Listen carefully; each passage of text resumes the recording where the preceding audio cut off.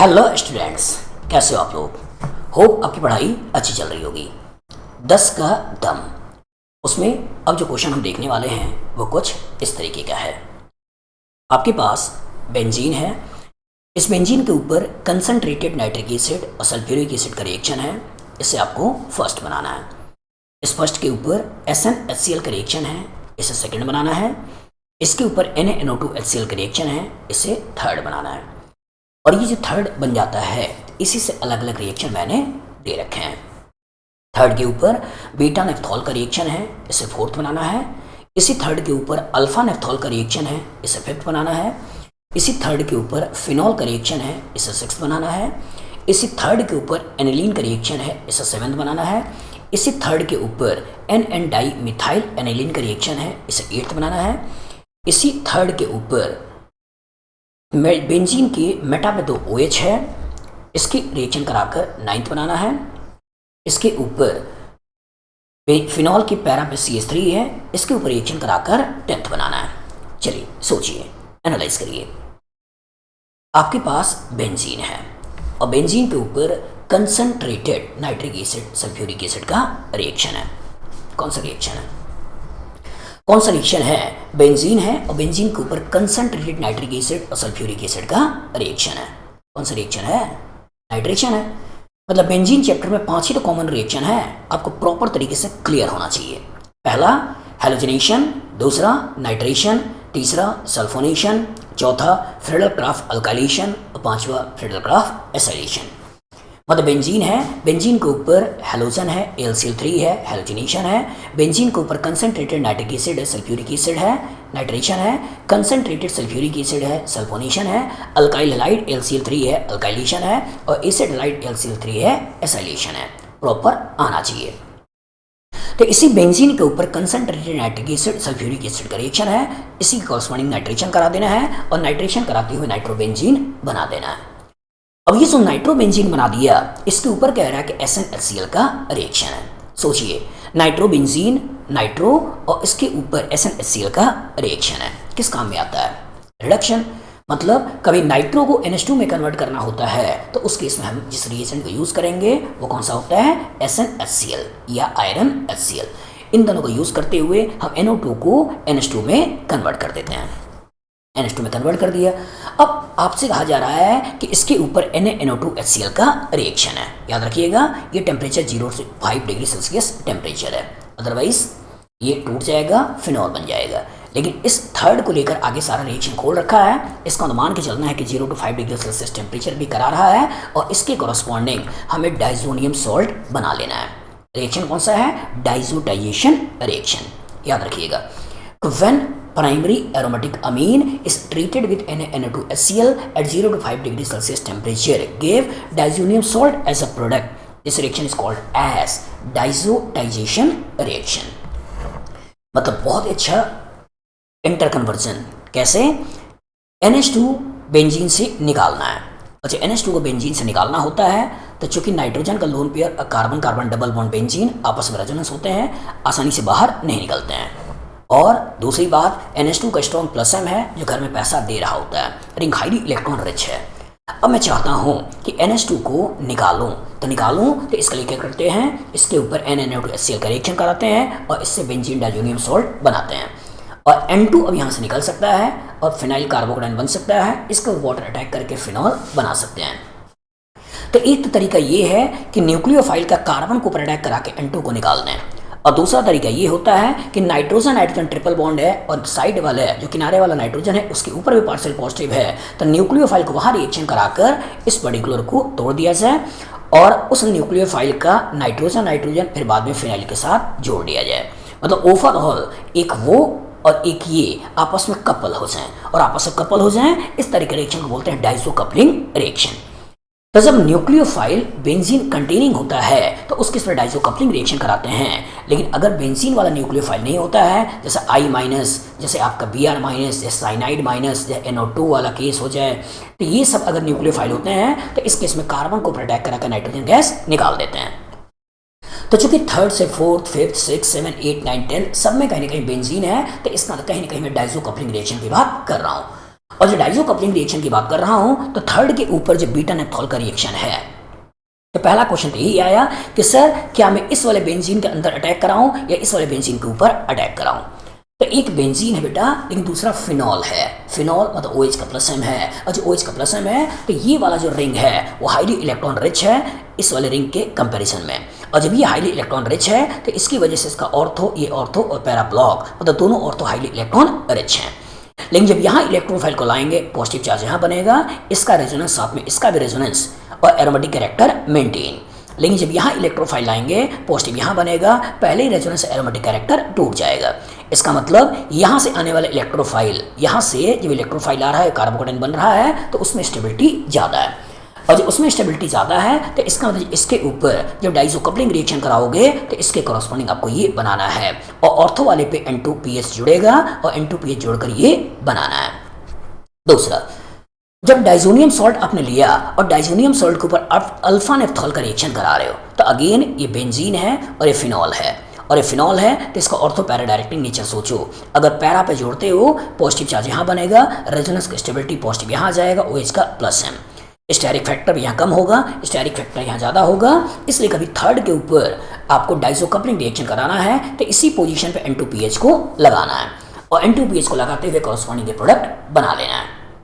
अब अगर मैं इस पर्टिकुलर थर्ड का फिनॉल के द्वारा रिएक्शन कराऊं तो अगेन फिनॉल मतलब बेंजीन, इसके ऊपर OH का स्ट्रॉन्ग डोनेटिंग नेचर, जिसकी वजह से ortho para highly electron rich है।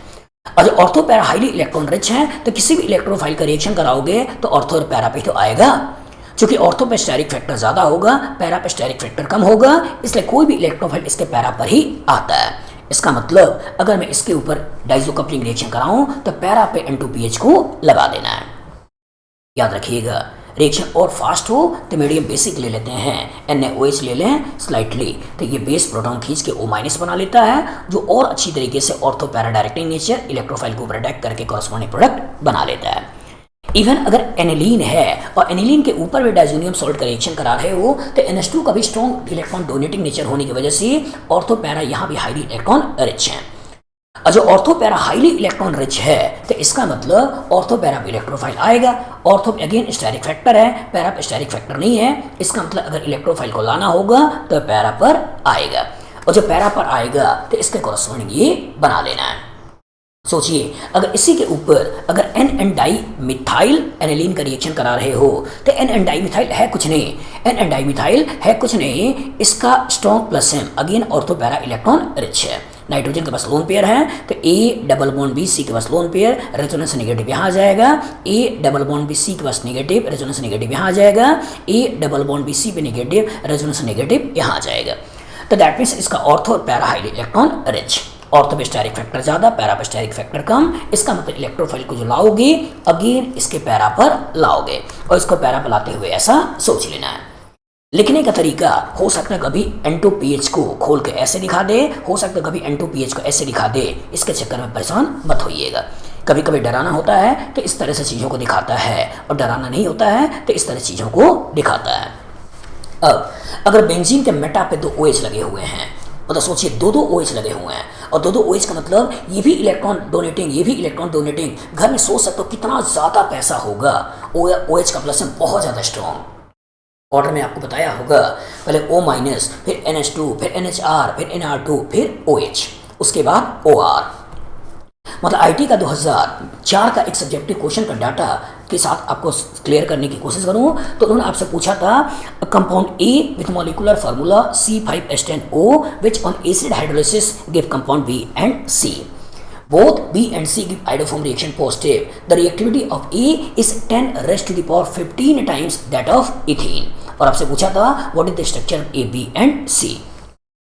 उसका जो आंसर आता है उसमें अल्कीन ईथर का साथ कंजुगेशन में होता है, और ईथर का प्लस M OH का प्लस M से भी कम होता है।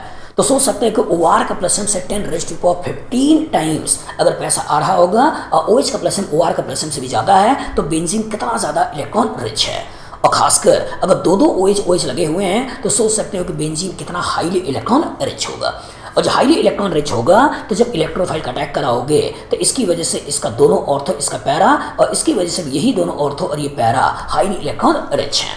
तो दैट मीन्स जब इलेक्ट्रोफाइल का रिएक्शन कराओगे तो एट ए टाइम हमें ऑर्थो पैरा तीनों जगहों पर रिएक्शन कराना है।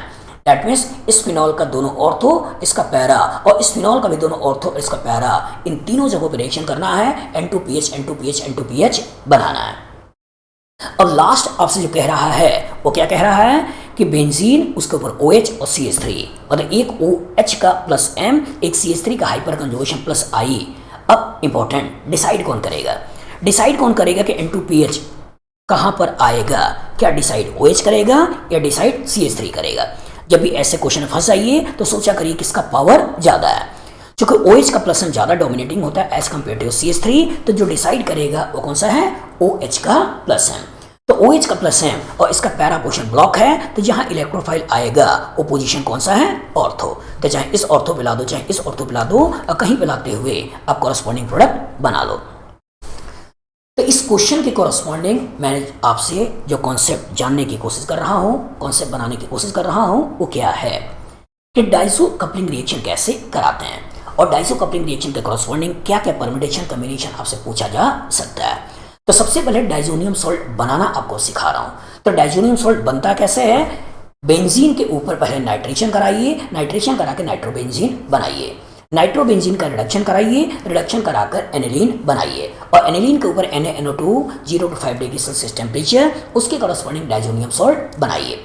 और एक बार डाइजोनियम सॉल्ट बन गया तब बेंजीन कंटेनिंग जो हाईली एक्टिवेटेड रिंग्स होती हैं वो इस डाइजोनियम सॉल्ट के ऊपर अटैक कर सकती हैं, और ये डाइजोनियम क्लोराइड का डाइजोनियम और बेंजीन वाले पार्ट आपस में कपल हो जाते हैं, और इस तरह के रिएक्शन को बोलते हैं डाइसो कपलिंग रिएक्शन। तो अलग अलग तरीके से रिएक्शन करा सकता है, बीटा नेप्थॉल से रिएक्शन करा सकता है, अल्फा नेप्थॉल से रिएक्शन करा सकता है, फिनॉल से रिएक्शन करा सकता है, एनिलीन से रिएक्शन करा सकता है, एन डाई मिथाइल या N di alkyl substituted aniline से रिएक्शन करा सकता है, एक से ज़्यादा OH लगाते हुए हाइड्रोकिनोन के द्वारा रिएक्शन करा सकता है, ठीक है, रेसोरेसनॉल के द्वारा रिएक्शन करा सकता है, कहीं से रिएक्शन करा सकता है। इवन वो अगर बात करें तो एक फिनॉल एक CH3 लगाते हुए रिएक्शन करा सकता है। इवन अगर 3 अल्काइल ग्रुप्स होंगे, मिसिटिलीन होगा, उसके कॉरस्पॉन्डिंग में डाइसो कपलिंग रिएक्शन रिपोर्टेड है, और उसके कॉरस्पॉन्डिंग भी प्रोडक्ट आपसे पूछा जा सकता है। तो हो इस क्वेश्चन के कॉरस्पॉन्डिंग डाइजोडाइजेशन के क्या क्या परम्यूटेशन कॉम्बिनेशन हो सकते थे वो मैंने आपके दिमाग में भरने की कोशिश किया। तो इस तरह के और मज़ेदार इंटरेस्टिंग कॉन्सेप्चुअल क्वेश्चंस के लिए आप चाहें तो मेरी बुक 10 का दम इसे सॉल्व करें। इस 10 के दम के कॉरस्पॉन्डिंग आपकी ऑर्गेनिक केमिस्ट्री प्रॉपर तरीके से बूस्ट हो जाएगी, और इसके अंदर चूंकि 101 क्वेश्चन है, और 101 क्वेश्चन का मतलब 1010 क्वेश्चन, मतलब हर तरह के परम्यूटेशन कॉम्बिनेशन आप समझ लेंगे। इसको मैंने 2013 से लेकर 2021 तक के एडवांस के जो पेपर हैं उन्हीं को रेफरेंस लेकर बनाया है, उसी में आगे पीछे को जोड़ते हुए रिएक्शन को डील करने की कोशिश कराई है। ये बुक अमेजन पे अवेलेबल है, आप वहाँ से ले सकते हैं। इसके अंदर आंसर भी है, आंसर को देख सकते हैं, अपने कॉन्सेप्ट को क्लियर कर सकते हैं। और क्लियर करने के लिए मेरे वीडियो लेक्चर्स के थ्रू और कॉन्सेप्ट को बढ़ाइए और ऑर्गेनिक के डर को दूर करिए।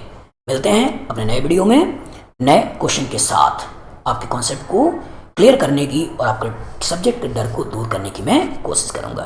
Good luck, good day.